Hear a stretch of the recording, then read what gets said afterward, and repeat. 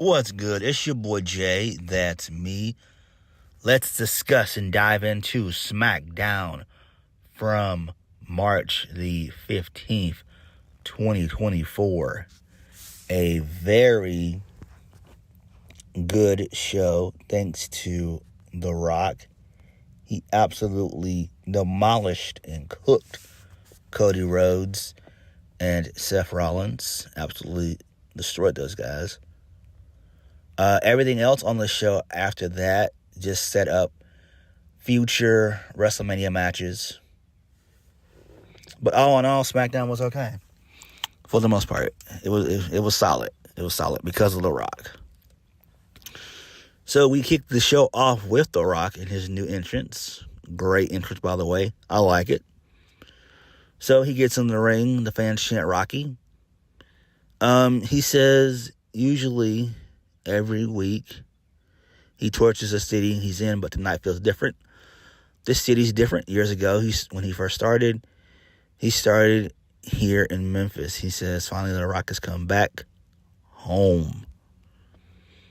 The Rock says they're going to have fun, and this is the home of the blues, Elvis, and he's going to sing a song.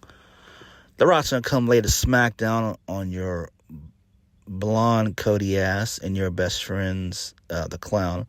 I'm going to whoop that ass and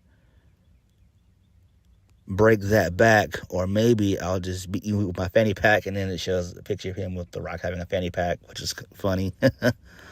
He said, there's going to be so much drama, and you'll truly have no choice but to cry to your mama, Cody's mama. And then Rock says that he's a mama's boy. He said, here's a story of how Cody was born. Rock continues to sing, making fun of Cody Rhodes and saying how he was a mistake. He makes fun of Seth Rollins and how Becky Lynch is more popular than him and how Seth is an embarrassment, which is true on both regards. He makes fun of the Cody Crybabies and calls himself the final boss, and he also calls the Cody Crybabies bitches. Rock says last week Cody did something to The Rock. The world heard it. The Rock felt it. So we see a clip of Cody Rhodes slapping The Rock last week. The Rock says Cody grew a pair of balls and slapped him. The Rock says a few days later, Cody went on Raw and he was asking how Cody was going to react to the biggest moment of his life by slapping him. The Rock says Cody responded by crying. You got to be shitting me, which was great. And I agree. So The Rock makes fun of Cody and tells Cody that he won't get a title to give to anyone. The Rock says, he says The Rock wants to talk to Cody's mom. So The Rock tells Cody's mom she knows that she's watching and listening. She doesn't know how. She doesn't know him, but she will. The Rock tells her that her son Cody took something from him, and he's going to make Cody, his family, and her pay. On WrestleMania Night 1, they're going to beat Cody and Seth, and that brings them to Night 2. Bloodline rules, anything goes. The Rock says he wants Cody to finish his story, but that's not going to happen. That's not going to happen. That belt will stay with Roman Reigns. And Cody's mom is going to get a belt. It's The Rock's belt. The fans are going to chant, whoop that trick.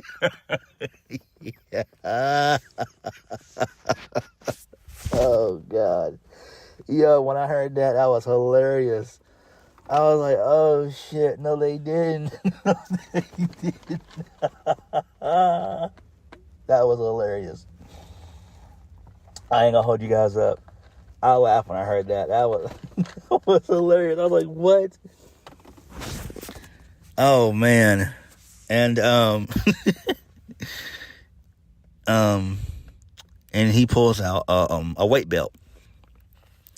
So The Rock said that he's going to take the belt and beat Cody with it. He's going to whoop him like a dog, and Cody's blood's going to be on that belt. And after that, he's going to give it that belt to her. He's going to whisper in her ear and tell her, Michelle, what can I say except you're welcome? The fans chant Rocky, and he says, if you smell what the final boss is cooking. And that was the end of the promo. Great stuff. I loved it. The crowd was super into it. The Rock absolutely demolished Cody and Seth Rollins. Damn. Like, what do you say? Like, how do you come back from that? If Cody doesn't retort back with some fiery, passionate, I'm going to fuck you up type of promo, then he's done for. Because The Rock verbally assaulted him. Oh my God. Oof. Damn. Like, yo. The Rock took no prisoners, man. He literally destroyed Cody Rhodes and Seth Rollins. Literally cooked them. Like, they're 350. Like, they're done. 350 degrees. Like, the shit's done. Well, actually, no. I take that back. 500 degrees. They're nuked. So, The Rock nuked both Cody and Seth Rollins. So, that was great. So, this leads us into the first match of the night, which is Angel Garza and Humberto Carrillo versus Joaquin Wilde and Cruz del Toro. So, Angel Garza and Joaquin Wilde, Angel Garza and Humberto Carrillo, they get the win. So, they win. The finish was pretty cool. It was like a jumping kick into the ribs. So that was pretty cool. So, I mean, this is fine. I'm pretty sure they're probably going to do like a six-man tag at Mania. Probably the rest of the LWO versus Legato, something like that. Maybe like a six-man tag elimination, something like that. I don't know. They're going to be on the card for sure. But you could easily just put that on like the pre-show if they're going to do that. Which I heard reports that they're going to bring back the kickoff show and have a couple matches, which is fine, but, you know, nobody really ever watches the kickoff anyway, so, like, why waste your time? But the match was alright. Moving on.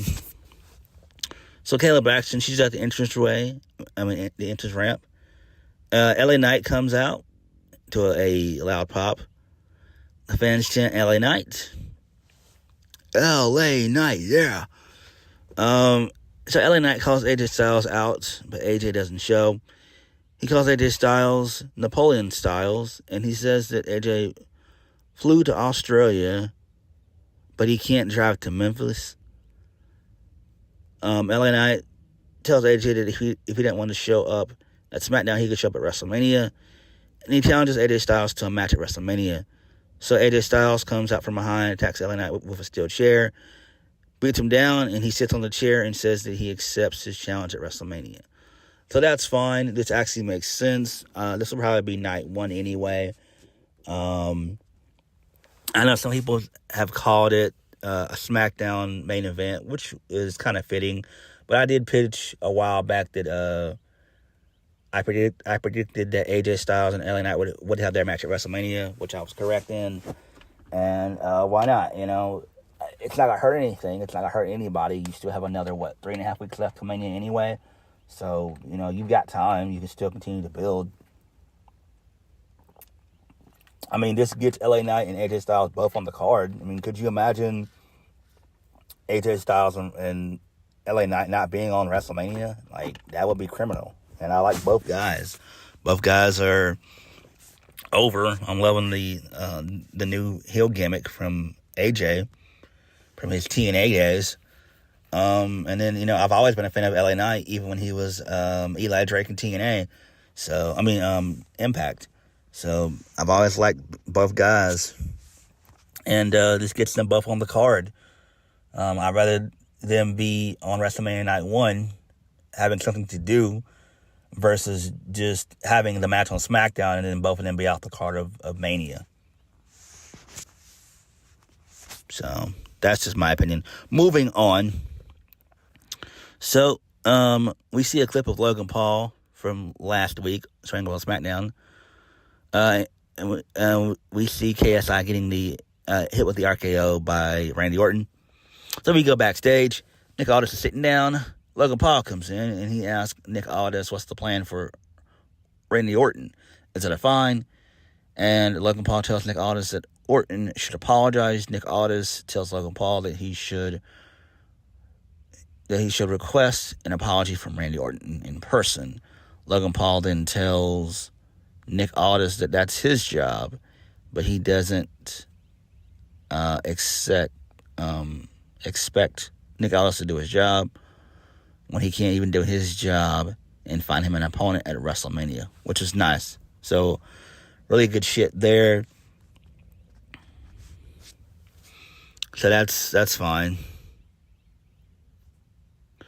I'm trying to think, when is Nick Aldis gonna, get out of this GM role and actually be in the ring? Like, Nick Aldis is 36, 37, so he can still go. He's not a spring chicken, but he can definitely still go. He's still got several matches within him.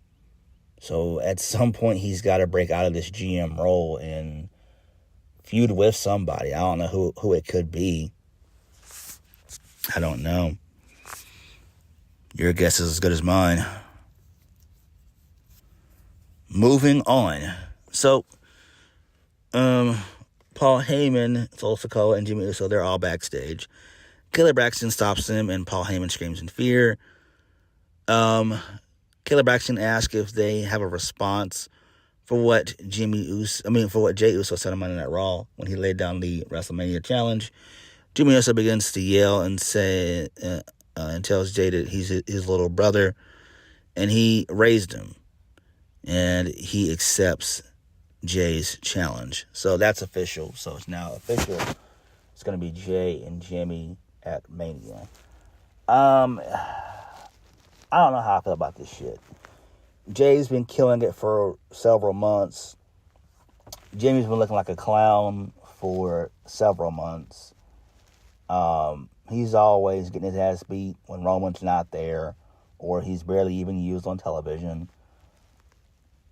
I don't know, man. I mean, it's fine, I guess. If they do like a one and done type of thing, I'm fine with it. But this can't be a feud. We can't have this be like a 3-match series. We can't. This just needs to be a one and done feud at WrestleMania 40. I would put this on night 1. I wouldn't even drag this into night 2. There's no point, because night 2 they need to be available for getting involved with Cody and Roman.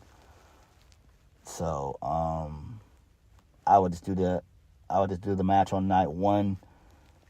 Maybe third match on the card, maybe. That's what it seems like to me, for being honest, because Jay's been built up well, and he's been kicking ass on Monday Night Raw for months, even though he's lost a few matches and stuff when it comes to Gunther. And Jimmy, on the other hand, he's just been nowhere to be found. He's almost non-existent. I'm like, damn. So I don't know. It's fine. Again, this should just be WrestleMania. This should be a WrestleMania 40 night 1 match. Moving on. This leads us into Randy Orton defeating Grayson Waller with the RKO. Austin Theory tried to get involved, but Orton DDT'd him. The draping DDT that he always does.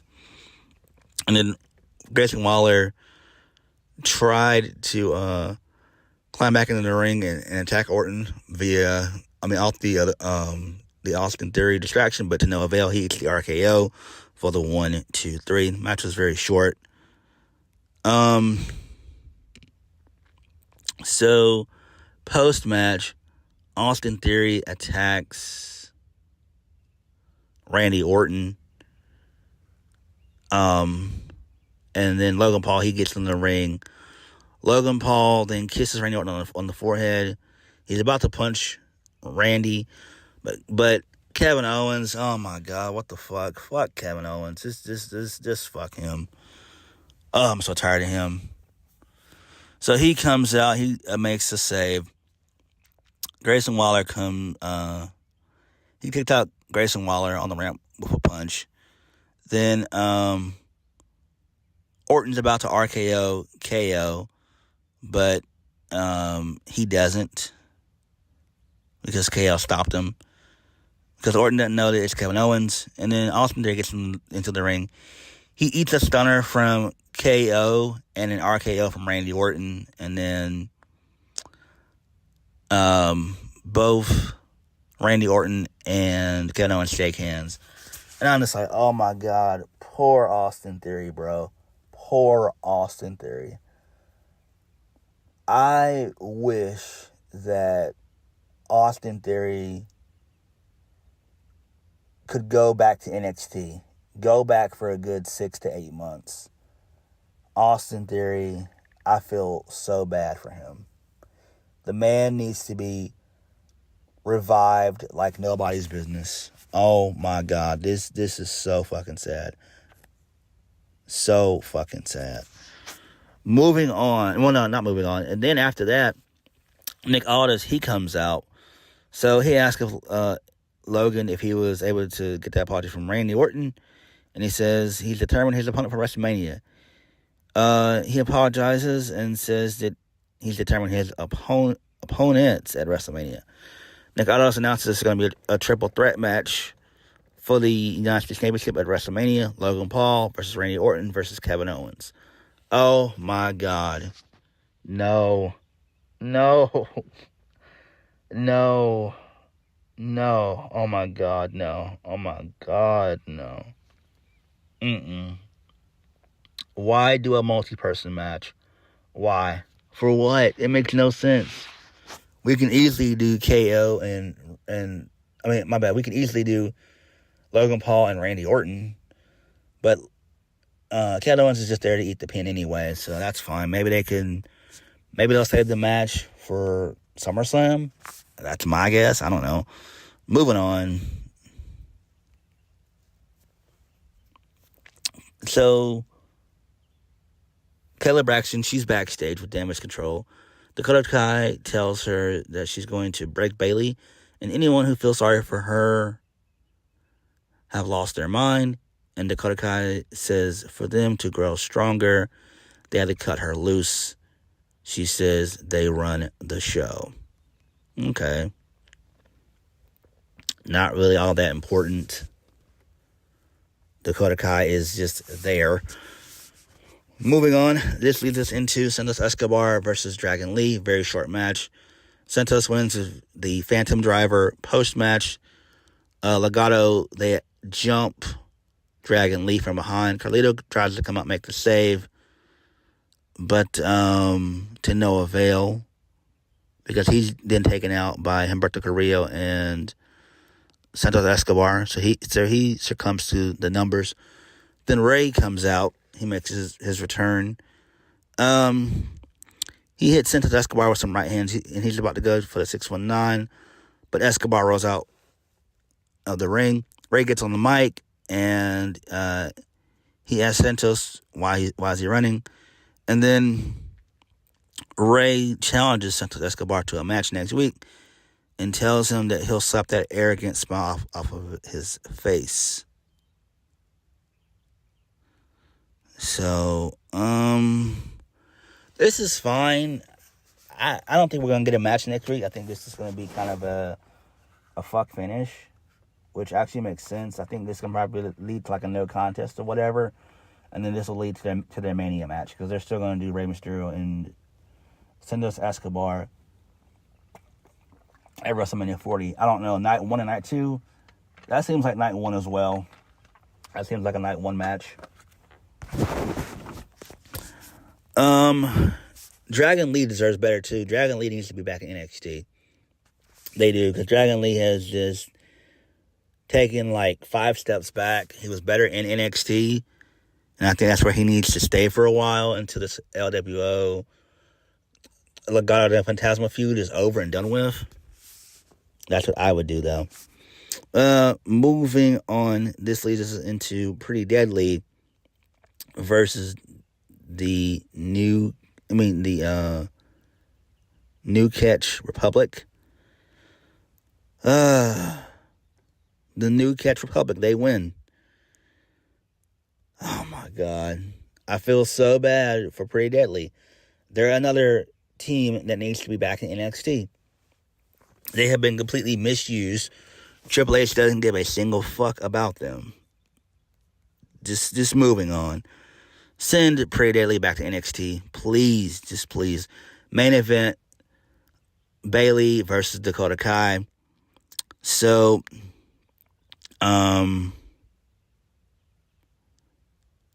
Bayley wins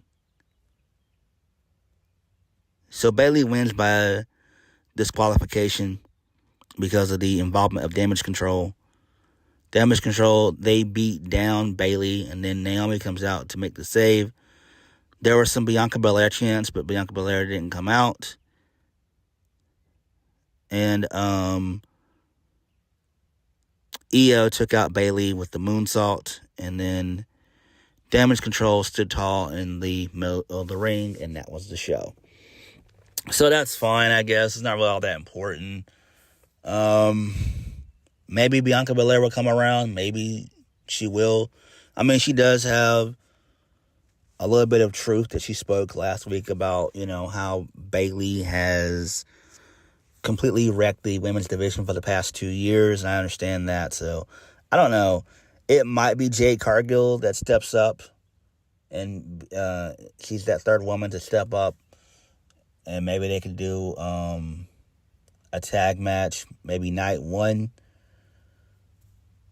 where we do Naomi, Bayley, and Jade Cargill versus Damage Control. But you don't have Io in there. You have Dakota Kai in there. It's a sub out for Io. And then you do Bayley and Io at night 2.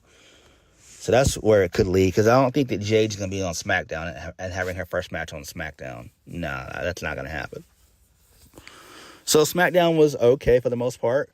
The Rock killed it. He knocked it out of the park. Everything else on the show felt kind of lackluster to just middle of the card type shit. And that's just what it felt like. But all in all, SmackDown was okay. Like I said, the Rock absolutely killed it. The promo was solid. Hopefully, Cody can muster up a really good, heartfelt, passionate promo, fiery one on Monday Night Raw. Hopefully he can. If not, then Cody is a dumbass. Because Cody should be able to have something in the chamber, locked and loaded and ready to go. So we'll see. But SmackDown was okay. What did you guys think? Like, comment, and subscribe. I'll catch you guys later. Peace.